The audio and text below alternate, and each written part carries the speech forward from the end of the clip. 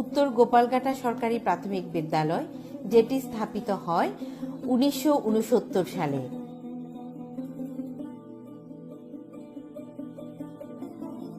দক্ষিণ গোপালঘাটা ইবতেদায়ী মাদ্রাসা, যেটি স্থাপিত হয় 1970 সালে। হাজী মোমেনা আনোয়ার মুহুরী সুলতানিয়া নুরানি মাদ্রাসা, যেটি স্থাপিত হয় 2017 সালে। মোমেনিয়া কবিরিয়া নুরানি মাদ্রাসা, যেটি স্থাপিত হয় 2008 সালে। আলহাজ সোলাইমান সওদাগর সুনিয়া মাদ্রাসা, এটি প্রতিষ্ঠিত হয় 2018 সালে, যেখানে গ্রামের শিশুরা প্রতিদিন হাঁটতে হাঁটতে পৌঁছে যায় জ্ঞানের আলো খুঁজতে।